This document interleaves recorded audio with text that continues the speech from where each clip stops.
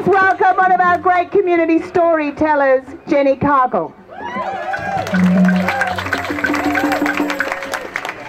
I'm just going to tell you 3 extra short stories, 1-minute stories, because I feel that in these times we need soul food. It can get very distressing. As much as I'm appalled by everything Abbott's doing, for me it's more about a systemic, the whole system is broken and needs fixing also. So 3 quick stories, and then I want to weave them together, and I hope that they help you on the journey as they help me. The first story.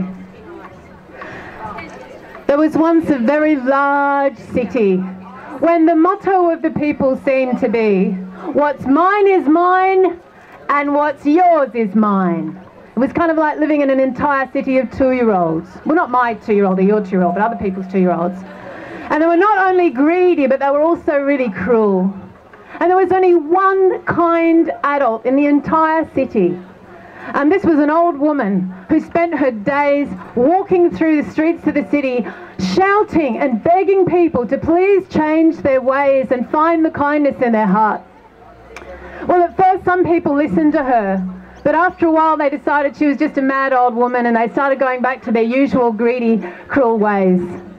But the old woman kept doing it. She kept going through the streets every day, shouting and pleading and begging, please, for people to find the kindness in their hearts and change their ways. Until one day a little boy ran up to the old woman and she tugged on her skirt. He tugged on her skirt and he looked up and he said, "Excuse me, lady, but I don't think anyone's listening to you." And she looked down and she said, "I know, sweetheart." And he looked up and he said, "Well, then why do you keep shouting?" She said, "If I shout, it's no longer to change them. It's so that they don't change me." Story 2. Elephant. Elephant was walking along the path in the jungle, and she came across Hummingbird, and Hummingbird was lying flat on her back with her tiny little feet stretched up taut towards the sky. And Elephant said, "Hummingbird, what are you doing lying on the ground? You're meant to be flying around sucking nectar out of the flowers."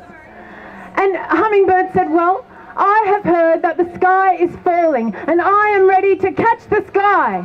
And Elephant said, "Are you mad, Hummingbird? Firstly, the sky's not going to fall. And secondly, what would your short little legs make any difference if it did?"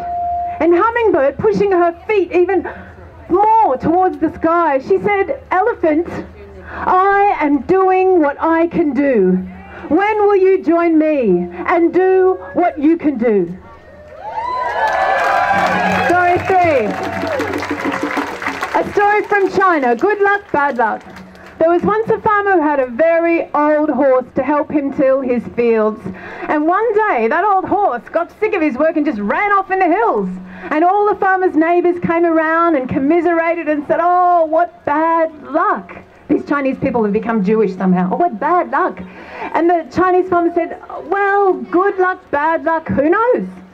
The next week, the old horse decided to come home, and he brought with him a whole herd of wild horses. And all the neighbours came around and said, "Oh, what good luck. Now you've got so many horses." But the farmer said, "Oh, good luck, bad luck, who knows?" Well, the very next week, the farmer's son was trying to tame one of those wild horses, and as you can imagine, it was a risky business. He fell off the horse and he broke his leg very, very badly.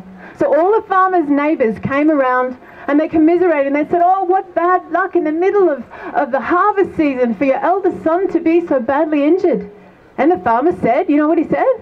"Good luck, bad luck, who knows?" But the very next month, the army came to that village, and they scoured the village and they took every able-bodied young man to fight in a war.